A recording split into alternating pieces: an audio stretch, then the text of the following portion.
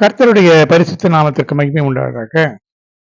ஆவிகளை பகுத்தறியுங்கள் என்ற தலைப்பிலே ஒரு செய்தியை தியானிக்கப் போகிறோம். ஒவ்வொரு மனிதனிடத்திலும் ஒரு ஆவி உண்டு. அது மனித ஆவி. அதே நேரத்தில் விழுந்து போன தேவதூதனின் ஆவி பல வகையிலே பலவிதமான பெயர்களோடு பலவிதமான சுபாவங்களோடு மனிதர்களிடத்திலே கிரியை செய்கிறது. இதை நாம் ஆவியிலே பகுத்தறிந்து நிதானித்து அறிந்து கொள்ள வேண்டும். இந்த செய்தியை பரிசுத்த ஆவியானவர் நமக்கு கொடுத்திருக்கிறபடினாலே நன்றியோடு ஸ்தோத்திரித்து தேவனுடைய கிருபையுள்ள கரங்களிலே இந்த செய்தியை கொடுக்கலாம். தேவன் இந்த செய்தியிலே மறைந்திருக்கிறதான சத்தியங்களை நமக்கு வெளிப்படுத்தி தரும்படியாக ஜெபிக்கலாம். அன்பின் தெய்வமே கர்த்தாவே, நன்றியோடு ஸ்தோத்திரிக்கிறேன். கர்த்தாவே, நீர் எங்களை ஆவிகளை பகுத்தறிந்து நடந்து கொள்ளும்படியான கிருபையை எங்களுக்கு தந்திருக்கிறேன். ஆவிகளை பகுத்தறிகிற வரத்தை 9 வரங்களிலே ஒரு வரமாகவும் கொடுத்திருக்கிறேன். இதன் மூலமாக மனிதர்களிடத்திலே கிரியை செய்கிற ஆவி எப்படிப்பட்டது என்பதை அறிந்து அந்த ஆவிகளுக்கு விலகி எங்களை காத்துக்கொள்ள உதவி செய்திருக்கிறீர். இது எத்தனை பெரிய ஸ்லாக்கியமானவரே! இப்படி இந்த ஆவிகள் எங்களுக்கு விரோதமாக கிரியை செய்யும்போது அந்த ஆவிகள் எங்களை தாக்காதபடிக்கு நாங்கள் விலகி தப்பித்துக் கொள்ள எங்களுக்கு கிருபை தந்திருக்கிறீர். அதன்படியே நாங்கள் ஜீவிக்க எங்களுக்கு உதவி செய்யும். உடைய மேன்மையான நாமத்தை மிகப்படுத்திக் கொள்ளும். இந்த செய்தியை ஆசீர்வதித்து தாரும். இயேசுவின் இன்ப நாமத்தில் வேண்டுகிறேன், ஜீவனுள்ள நல்ல பிதாவே, ஆமென். கர்த்தருடைய பரிசுத்த நாமத்திற்கு மகிமை உண்டாவதாக. 1 கொரிந்தியர் 12ஆம் அதிகாரம் 10ஆம் வசனத்துல ஆவிகளை பற்றிய செய்தி சொல்லப்பட்டிருக்கிறது. அதாவது பரிசுத்த ஆவி ஒரு மனிதனுக்கு கொடுக்கப்படும் பொழுது அதிலே அவர் 9 விதமான வரங்களை அந்த ஆவியின் அபிஷேகத்துக்குள்ள வைத்திருக்கிறார். பரிசுத்த ஆவியே ஒரு வரம்தான். இந்த 9 வரங்கள் அல்லாதபடிக்கு அது மட்டுமல்லாமல் பல வரங்கள் வேதத்தில் நமக்கு இருப்பதாக சொல்லப்பட்டிருக்கிறது. இந்த 9 வரங்களிலே ஒரு வரம் ஆவிகளை பகுத்தறிதலும் என்று சொல்லப்பட்டிருக்கிறது. 1 கொரிந்தியர் 12ஆம் அதிகாரம் 10ஆம் வசனத்தில் இப்படி சொல்லப்பட்டிருக்கிறது. இந்த ஆவிகளை பகுத்தறிகிற வரத்தை உடையவர்களாக அந்த வரம் சிலருக்கு கொடுக்கப்பட்டிருந்தாலும் கூட அது அபிஷேகம் உள்ளவர்கள் எல்லாருக்குமே அந்த பகுத்தறிகிற அந்த கிருபை இருக்கும். ஆனால் அதில் முழுமையாக இவனிடத்துல இன்ன ஆவிதான் கிரியை செய்கிறது என்பதை அறிந்து கொள்வதுதான் வரம். மற்றபடி பரிசுத்த ஆவியின் அபிஷேகத்தை பெற்றவர்கள் எல்லாருக்குமே இந்த 9 வரங்களுடைய அந்த கிருபைகள் அந்த அபிஷேகத்தோடையே கொடுக்கத்தான் படும். ஆனால் அது லேசாக இருக்கும். அதை நாம் கொஞ்சம் கொஞ்சமாக அதை ஆவியில நிரம்பி அதை அதிகரித்துக் கொள்ளும் போது அது வரமாக கொடுக்கப்படும். இப்பொழுது எந்தெந்த சூழ்நிலைகளிலே எந்தெந்த மனிதர்களிடத்தில் என்னென்ன ஆவிகள் கிரியை செய்தன, அந்த ஆவிகள் எப்படி அந்த ஆவிகள் அந்த மனிதர்களுக்குள்ளே அந்த சூழ்நிலையிலே இருக்கிறது என்பதை அறிந்து கொள்ளும்படியாக அந்த ஆவிகளே தங்களை வெளிப்படுத்திக் கொள்ளும். நாம் ஒன்று செய்ய வேண்டாம். அது பிசாசு பிடித்தவர்களை பிசாசை துரத்துகிறது போலெல்லாம் நாம் ஒன்றுமே செய்ய வேண்டாம். எந்த விதமான ஆவி எந்த மனிதர்களிடத்தில் கிரியை செய்கிறதோ நல்ல ஆவியின் வரம் உடையவர்கள், அபிஷேகம் உள்ளவர்கள், தெய்வ பக்தி உடையவர்கள், நன்றாக ஜெபிக்கிறவர்கள், தேவனுடைய பிள்ளைகள் அவர்களை சந்திக்கும் பொழுது அதுவே வெளியே வரும். ஏனென்றால் அதனாலே அந்த ஆவியினாலே அந்த மனிதனிடத்திலே அப்பொழுது இருக்க முடியாது. எப்படியாவது வெளியே போய்விட வேண்டும் என்று அதற்கு ஒரு உந்துதல் இருக்கும். அதனாலே அதுவே வெளிப்பட்டு போக முயற்சி செய்யும். அப்பொழுது நாம் அதை அறிந்து கொள்ளலாம். இந்த வகையிலே மார்க்கு 1ஆம் அதிகாரம் 21ஆம் வசனத்தில் இருந்து ஒரு செய்தியை நாம் பார்க்கும் பொழுது, கர்த்தராகிய இயேசு கிறிஸ்து கப்பர்நகூமுக்கு போனார். அப்பொழுது ஓய்வு நாளிலே ஜெப ஆலயத்திலே பிரவேசித்து போதகம் பண்ணினார். அப்படி ஜெப ஆலயத்துக்குள்ளே அவர் போதகம் பண்ணும் பொழுது, அந்த ஜெப ஆலயத்திலே அசுத்த ஆவியுள்ள ஒரு மனுஷன் இருந்தான். அந்த மனுஷன் என்ன சொன்னா, ஐயோ நசரேயனாகிய இயேசுவே, எங்களுக்கும் உமக்கும் என்ன? எங்களை கெடுக்கவா வந்தீர்? உம்மை இன்னார் என்று அறிவேன். நீர் தேவனுடைய பரிசுத்தர் என்று சத்தமிட்டான். அப்பொழுது அதற்கு இயேசு, நீ பேசாமல் இவனை விட்டு புறப்பட்டு போ என்று அதை அதட்டினார். உடனே அந்த ஆவி அவனை அலைக்கழித்து மிகுந்த சத்தமிட்டு அவனை விட்டு போய்விட்டது. மார்க் 1ஆம் அதிகாரம் 26ஆம் வசனத்திலே இப்படி எழுதப்பட்டிருக்கிறது. இதுல இருந்து நாம் என்ன தெரிந்து கொள்கிறோம்? சில இடங்களிலே கர்த்தராகிய இயேசு கிறிஸ்து நீ பேசாதே என்று அந்த ஆவிகளுக்கு கட்டளையிடுகிறார். நீ பேசாமல் இவனை விட்டு புறப்பட்டு போ. ஏனென்றால் அவர் தன்னை வெளிப்படுத்துகிறதை விரும்புகிறதில்ல. அடுத்தபடியாக அசுத்தாவிகள் பேசுகிறதையும் அவர் அனுமதிக்கிறதில்ல. ஏனென்றால் அசுத்தாவிகள் பேசும் பொழுது அவைகள் தாறுமாறா ஏதாவது பேசும். அதற்கெல்லாம் கர்த்தர் இடம் கொடுக்கிறதில்ல. பல இடங்களிலே பார்க்கும் பொழுது நீ பேசாமல் இவனை விட்டு புறப்பட்டு உடனே போ என்றுதான் சொன்னார். இப்படி அவர் பிசாசுகளை துரத்தினாலும் வியாதியஸ்தரை குணமாக்கினாலும் பல சந்தர்ப்பங்களிலே இப்படி நாம் பார்க்கலாம்.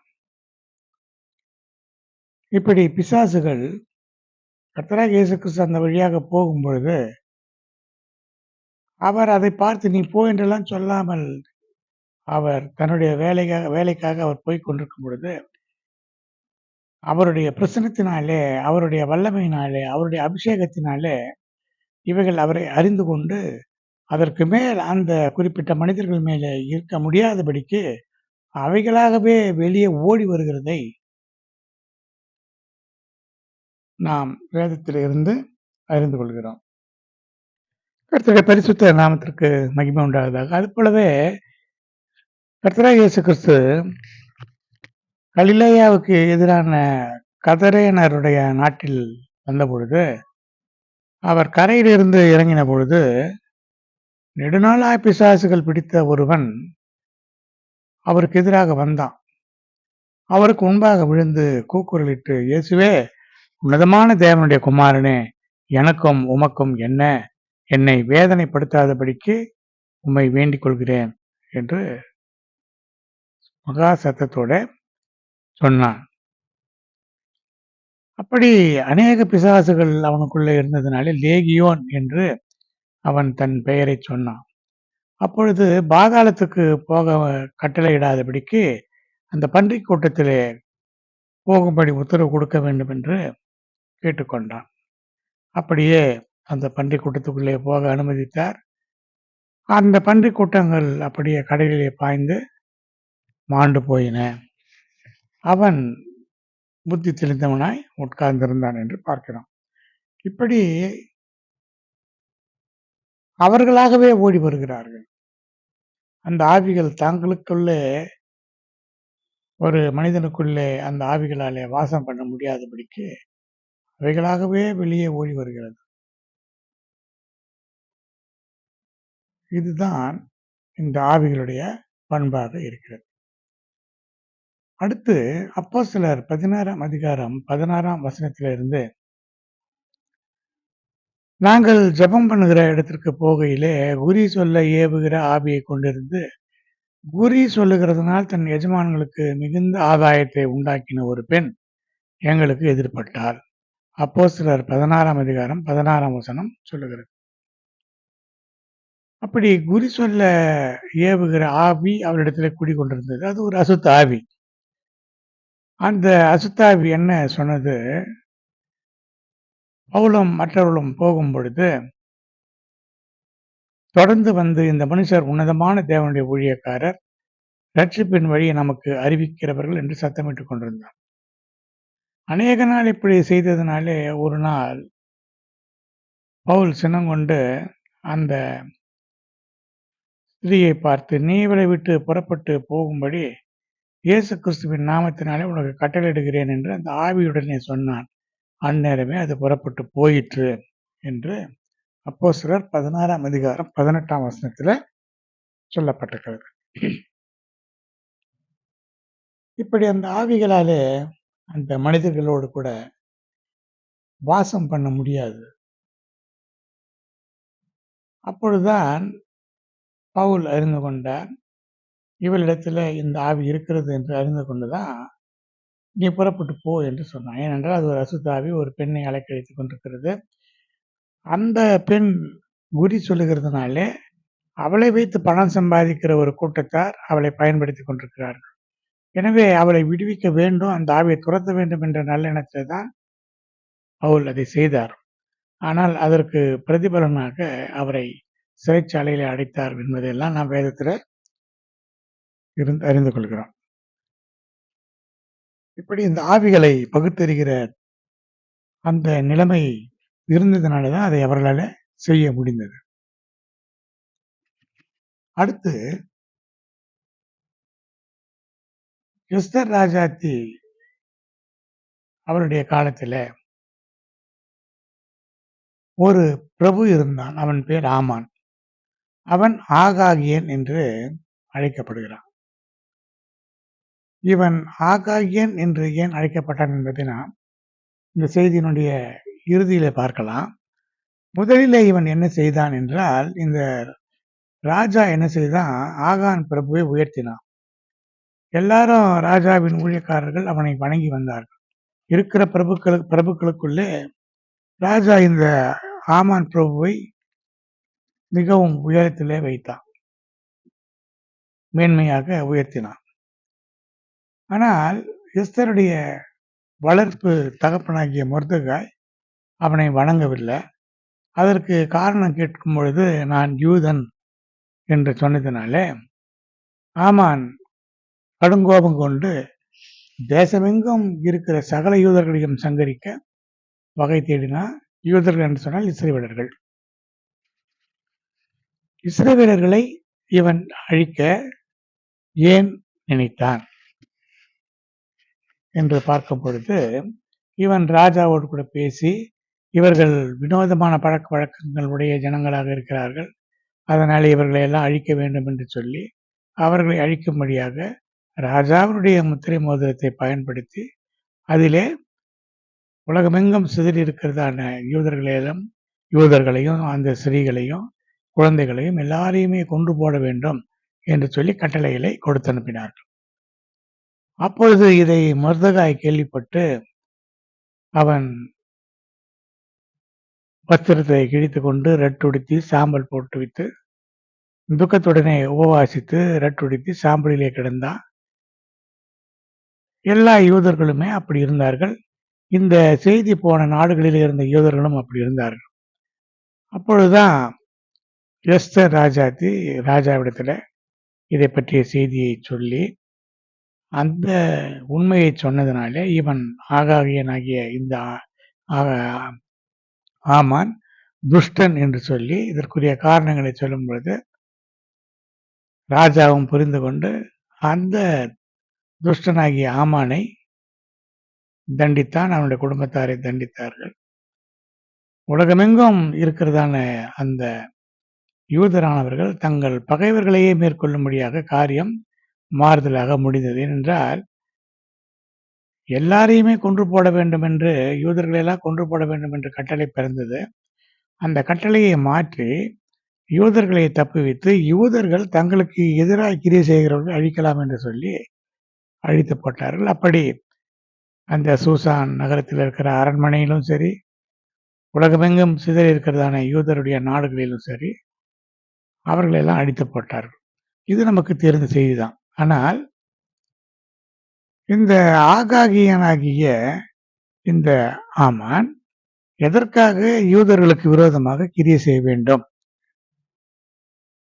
என்று பார்க்கும் பொழுது, அவனிடத்திலே கிரியை செய்ததான ஒரு ஆவி, அவன் இஸ்ரவேல் ஜனங்களுக்கு விரோதமானவன், இஸ்ரவேல் ஜனங்களை அழிக்க வேண்டும் என்று நினைக்கிற பொல்லாத ஆவி, பொல்லாத பிசாசின் ஆவி அவனிடத்திலே கிரியை செய்தது. அது அங்கே மொர்தெகாயும் எஸ்தரும் தேவனுடைய பிள்ளைகளாக, இஸ்ரவேல் பிள்ளைகளாக, யூதர்களாக, ஜெபிக்கிறவர்களாக, தேவனை நம்புகிறவர்களாக, விசுவாசிக்கிறவர்களாக இருக்கிறதுனால அவனாலே அதை தாங்கிக் கொள்ள முடியவில்லை.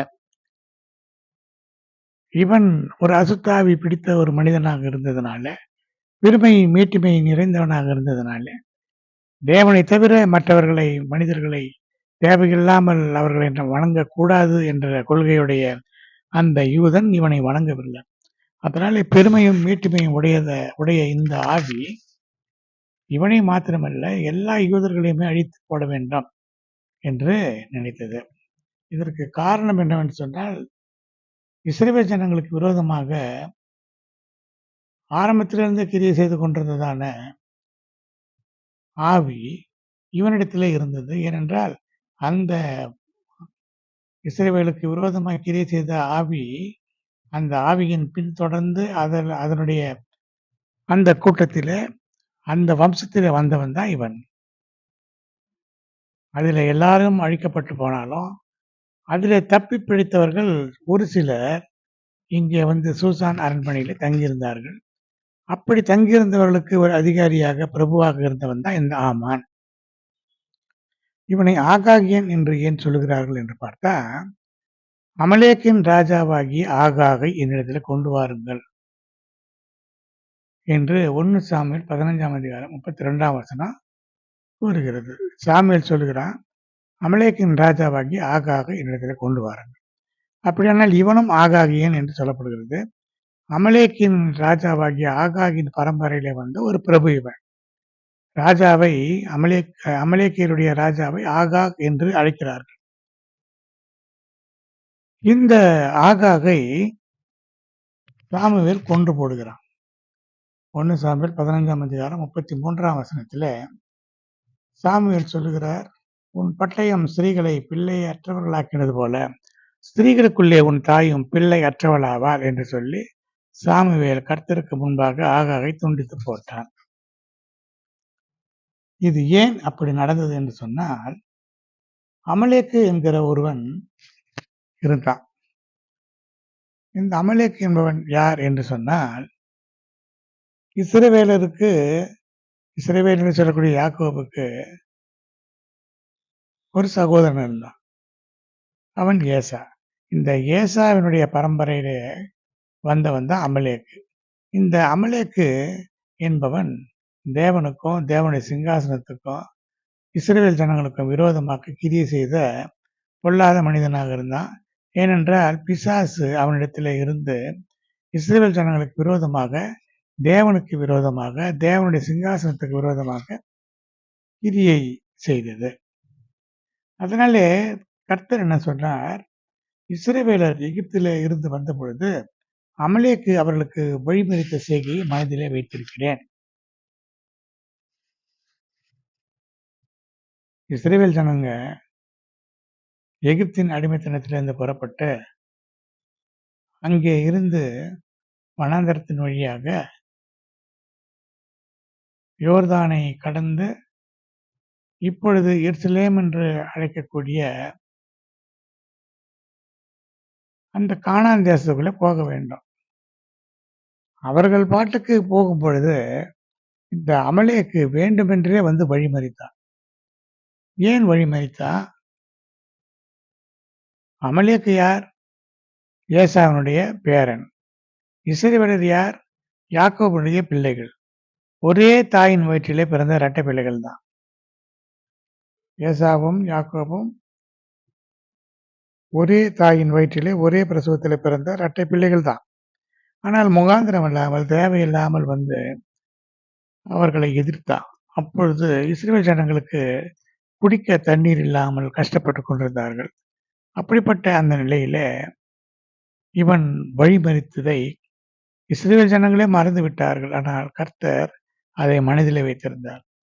அவர் சொல்லுகிறார், இவன் தேவனுக்கும் தேவனுடைய சிங்காசனத்துக்கும் எதிராக அமலேக்கியர் இருக்கிறதுனால தலைமுறை தலைமுறை தோறும் யுத்தம் நடக்கும். இது ஏன் நடக்கும் என்று சொன்னால், இந்த அமலேக்கியர்கள் எல்லாம் அழிந்து போனார்கள். அந்த அமலேக்கியருடைய கடைசி பகுதியினர் தான் இந்த ஆகாகியனாகிய ஆமான், அவனுடைய சந்ததியர். அது மட்டுமல்லாமல் ஏறக்குறைய அந்த சூசான் நகரத்திலே அவர்களுக்கு விரோதமாக, இஸ்ரவேல் ஜனங்களுக்கு விரோதமாக இருந்ததான 100க்கும் அதிகமான 500 பேர் முதல் நாளிலே இறந்து போனார்கள். அதற்கு பிறகு 300 பேர் இறந்து போனார்கள். இவர்கள் எல்லாம் யார் என்று சொன்னால், இந்த அமலேக்கின் வம்சத்தை சேர்ந்தவர்கள், அல்லது அந்த அமலேக்கியர்களுக்கு ஆதரவாக இருந்து இஸ்ரவேல் ஜனங்களுக்கு விரோதமாக கிரியை செய்கிறவர்கள். இப்படி இருக்கின்ற இந்த நிலையில தேவன் சவுல் ராஜாவுக்கு ஒரு கட்டளை கொடுத்தார். என்ன சொன்னார்? நீ போய் அமலேக்கை மடங்கடித்து அவனுக்கு உண்டான எல்லாவற்றையும் சங்கரித்து புருஷர், ஸ்திரீகள், பிள்ளைகள், குழந்தைகள், மாடுகள், ஆடுகள், ஒட்டகங்கள், கழுதைகள் அனைத்தையும் கொன்று போட வேண்டும் என்று சொன்ன பொழுது சவுல் என்ன செய்தான்? ஜனங்களும் ஆகாகையும் ஆடு மாடுகள் முதல் தரமானவைகளையும் 2ஆம் தரமானவைகளையும் நலமான எல்லாவற்றையும் அழித்து போட மனதில்லாம தப்பு வைத்து அற்பமானவைகளை எல்லாம் அழித்து போட்டான். அப்பொழுதுதான் கர்த்தர் சொன்னார், நான் சவுலை ராஜாவாக்கினது எனக்கு மனஸ்தாபமாயிருக்கு. இந்த ஆவியினுடைய குறிக்கோள் என்ன என்று இதில் தெளிவாக நாம் அறிந்து கொள்ளலாம். என்னவென்று சொன்னால், சவுலை ராஜாவாக்கினது எனக்கு மனஸ்தாபமாக இருக்கிறது. ஏன் மனஸ்தாபமாக இருக்கிறது? தேவன் சொன்னதுக்கு விரோதமாக இவன் ரெண்டகம் பண்ணுகிறான். கர்த்தர் சொன்னது ஒன்று, இவன் செய்கிறது ஒன்று. அப்படி இந்த ரெண்டகம் பண்ணுகிறது பில்லி சூன்யத்துக்கும் அவபக்திக்கும் விக்கிரக ஆராதனைக்கும் சரியாக இருக்கிறது என்று சாமுவேல் சொன்னதை நம் வேதத்தில் இருந்து பார்க்க முடிகிறது. அதனாலதான் கர்த்தர் சொன்னார், இஸ்ரவேலர் எகிப்திலிருந்து வந்த பொழுது அமலேக்கு அவளுக்கு வழிமறித்த செய்தியை என் மனதில் வைத்திருக்கிறேன், அதனாலே அவர்கள் எல்லாம் கொன்று போட வேண்டும் என்று சொன்ன பொழுது அவன் அப்படி செய்யவில்லை. அதனாலே அவன் என் வார்த்தையை நிறைவேற்றாமல் என்னை விட்டு திரும்பி போனா என்று கர்த்தர் சொல்கிறார். இந்த அமலேக்கு என்பவன் ஏதோம் என்கின்றதான ஏசாவின் சந்ததியிலே எலிபாசின் சந்ததியாக ஆதாளின் குமாரராக இருந்த பிரபுக்களிலே ஒருவராக அவன் இருந்தான். எகிப்திலே இருந்து வருகிற வழியிலே அமலேக்கு தேவனுக்கு பயப்படாமல் உனக்கு எதிர்கொண்டு வந்தான் என்று உபாகமம் 25ஆம் அதிகாரம் 17ஆம் வசனம் கூறுகிறது. இந்த அமலேக்கு என்ன செய்தான்? பாளையத்தின் பின்பகுதியில இருந்தவர்களை எல்லாம் வெட்டினான் என்று வேதம் சொல்கிறது. ஏன் பாளையத்திலே பின்பகுதியில் இருக்கிறவர்களை வெட்டினான் என்று சொன்னா, வேகமாக நடந்து கொண்டு முன்னேறி செல்கிறவர்கள் யார் என்று சொன்னால் பலசாலிகள், நல்ல ஆவியில சக்தி இருக்கிறவர்கள், ஒரு உந்துதல் இருக்கிறவர்கள் வேகமாக போவார்கள். உடல் நலம் குன்றியவர்கள் அல்லது வயதானவர்கள் அல்லது மிகுந்த சோர்ந்து போயிருக்கிறவர்கள் பின்னால் இருப்பார்கள். அவர்கள் எல்லாம் புகுந்து இவன் வெட்டினான் என்று வேதம் சொல்கிறது. இதில் ஆவிக்குரிய கருத்து என்னவென்று சொன்னார், நாம் எகிப்து என்கின்ற அடிமைத்தனத்தின் வீட்டில இருந்து புறப்பட்டு வனாந்திரமான இந்த வாழ்க்கையில ஒரு நிலையான நம்முடைய நகரமாகிய அந்த எருசலேம், கானான் என்கின்ற அந்த எருசலேமை நோக்கி சென்று கொண்டிருக்கிற வழியில இது நம்முடைய சபையிலே நாம் வாழ்கிறதான ஒரு நிலவரத்தை குறிக்கிறது. சபையிலே ஆவிக்குரிய ஜீவியத்தில் நன்றாக இருக்கிறவர்கள் எல்லாம் இந்த அமலேக்கின் ஆவி ஒன்று செய்யாது. சோர்ந்து போய் ஒரு பின்மாற்றத்தின் சூழ்நிலையிலே மனதிலே இருக்கிறவர்கள், வியாதியா இருக்கிறவர்கள், இந்த சத்தியத்தை விட்டு வேண்டாம் நம்மாலே முடியவில்லை என்று நினைக்கிறவர்கள் எல்லாம் வெட்டி போடுவான். அவர்களை வெட்டி போடுதல் என்று சொன்னால் என்ன? அவர்களை கொன்று போடுவான். அவருடைய ஆத்மாவை பின்மாற்றத்துக்குள்ளே கொண்டு போகக்கூடிய இந்த ஆவி. இது தலைமுறையாக இன்றைக்கு வரைக்கும் நடந்து கொண்டிருக்கிறதான யுத்தம். ஆனால் எழுத்தின் பிரகாரமான அமலேக்கியர் எல்லாம் அழிந்து போனார்கள். அதனுடைய கடைசி பகுதி தான் எஸ்தருடைய ஆட்சி காலத்தில் இருந்ததான அந்த அமலேக்கியர்களாகிய ஆகாகியனாகிய அந்த அமலேக்கியன் ஆகாகியனாகிய ஆமான், அவனை சேர்ந்தவர்கள், அவனுடைய பிள்ளைகள், அவனுடைய குடும்பத்தார் எல்லாரும் வெட்டி போடப்பட்டு விட்டார்கள். ஆனாலும் அந்த ஆவி கிரியை செய்து கொண்டிருக்கிறது. இதை எப்படி கண்டுபிடிக்க முடியும்? அமலேக்கை எப்படி நாம் மேற்கொள்ள முடியும்? அமலேக்கு இஸ்ரவேல் ஜனங்கள் எகிப்திலிருந்து புறப்பட்டு வந்த பொழுது யுத்தம் பண்ணினார்கள். அப்பொழுது யோசுவா யுத்தம் பண்ணினான். மோசே மலையின் உச்சியில தன் கைகளை வானத்துக்கு நேராக உயர்த்தி கொண்டு இருந்தான். அவன் தன் கையை வானத்துக்கு நேராக உயர்த்தும் பொழுது அமலேக்கு தோல்வி அடைந்தான். அவன் கை சோர்ந்து போய் கையை தாழ விடும் பொழுது அமலேக்கு மேற்கொண்டா, இஸ்ரவேலர்கள் பின்னிட்டார்கள். இது எதை குறிக்கிறது? கைகளை வானத்துக்கு நேராக உயர்த்துவது என்பது ஸ்தோத்திர பலியிடுகிறதை குறிக்கிறது. அமலேக்கின் ஆவி உடையவர்கள் என்பதை எப்படி அறிந்து கொள்ளலாம்? தேவனுடைய பிள்ளைகள் என்று இருக்கிற ஒருவரிடத்துல வேண்டுமென்றே அவன் பலியே சண்டைக்கு வருவான். தேவையில்லாமல் நம்மிடத்துல முறைப்பான். தேவையில்லாமல் நமக்கு விரோதமாக கிரியை செய்வான். நம்மை பல வகையில சமாதானத்தை கெடுப்பான், துன்பப்படுத்துவான். அப்பொழுது நாம் என்ன செய்ய வேண்டும்? ஒன்றும் செய்ய முடியாது. கைகளை வானத்துக்கு நேராக உயர்த்தி தேவனை நோக்கி ஸ்தோத்திரம் பண்ணுங்க. அதை தவிர அந்த அமலேக்கை வெல்ல வேறு வழியே கிடையாது. ஏனென்றால் மிக மோசமான ஒரு பொல்லாத ஆவி அமலேக்கின் ஆவி. நம்மை பயமுறுத்தும், நம்மை வேதனைப்படுத்தும், நம்மை துன்பப்படுத்தும். ஏறக்குறைய பெலிஸ்தியர்களைப் போலதான் இவர்களும். பெலிஸ்திய ஆவி நம்முடைய சமாதானத்தை கெடுக்கிற ஆவி. ஈசாக்கின் இடத்திலே இந்த பெலிஸ்தியர்கள் அவனுடைய துறவுகளை எல்லாம் தூர்த்து போட்டார்கள். இந்த துறவு என்பது, தண்ணீர் என்பது பரிசுத்த ஆவியினுடைய அபிஷேகத்தை, மகிழ்ச்சியை குறிக்கிறது. அதை மண் என்று சொல்லும்போது இந்த உலக கவலைகள், உலக பாரங்கள் போன்றவைகளை கொண்டு நிரப்பி அபிஷேகம் நிறைவு பெறாதபடிக்கு நம்மை இந்த பெலிஸ்திய ஆவிகள் தொல்லை பண்ணும். இப்படி இந்த பெலிஸ்திய ஆவிகள் என்று எப்படி நாம் தெரிந்து கொள்ளலாம் என்று சொன்னால், பொறாமை கொண்டவர்களாக இருப்பார்கள். நாம் வளர்ச்சியோடு இருக்கும் பொழுது, நாம் வாழ்ந்திருக்கும் போது, நமக்கு நல்லதே நடந்து கொண்டிருக்கும் பொழுது அந்த பொறாமையை இவர்கள் இப்படி வெளிப்படுத்துவார்கள்.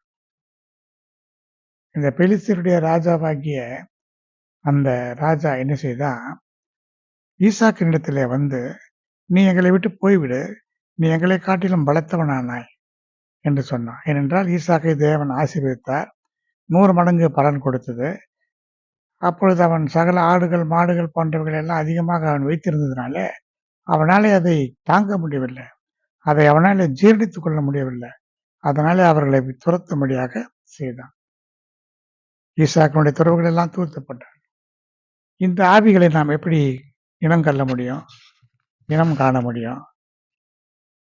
நம்முடைய சமாதானத்தை கெடுத்து விடுவார்கள். நாம் அவர்களையே நினைத்து கொண்டு இப்படி செய்தார்களே, இப்படி செய்தார்களே, இப்படி நமக்கு தொல்லை கொடுத்தார்களே என்று நம்முடைய இருதயத்தில் மீண்டும் மீண்டும் மீண்டும் அந்த நினைவுகள் வந்து கொண்டே இருந்தால் அது பெலிஸ்திய ஆவி என்று நாம் அறிந்து கொள்ளலாம். மற்றவர்கள் நமக்கு செய்த தீமைகள் மீண்டும் மீண்டும் வருவது, அதை நினைத்து நினைத்து நாம் வேதனைப்படுவது என்பது அது உளவியலிலே ரூமினேஷன் ஆஃப் தாட்ஸ் என்று சொல்வார்கள். ஆடு மாடுகள் எப்படி தான் உண்ட உணவை மீண்டும் வயிற்றிலிருந்து எடுத்து அசை போடுகிறது, அது ரூமினேஷன் என்று சொல்வார்கள். அதே போல நாமும் கூட மனதில் இருந்ததை மீண்டும் மீண்டும் நினைத்து நினைத்து வேதனைப்படும்படியாக வைப்பதே இந்த ஆவினுடைய நோக்கம். அது பெலிஸ்தியாவினுடைய நோக்கம். அமலேக்கின் ஆவியினுடைய நோக்கத்தை நாம் இப்பொழுது பார்த்தோம். இப்படி இந்த அமலேக்கியர்களும் பெலிஸ்தியர்களும் எப்படி இதை செய்கிறார்கள் என்பதை இப்பொழுது நாம் பார்த்தோம். அமலேக்கியர்களை நான் ஸ்தோத்திரத்தின் மூலமாக மேற்கொள்ளலாம். பெலிஸ்தியர்களை எப்படி மேற்கொள்ளலாம்?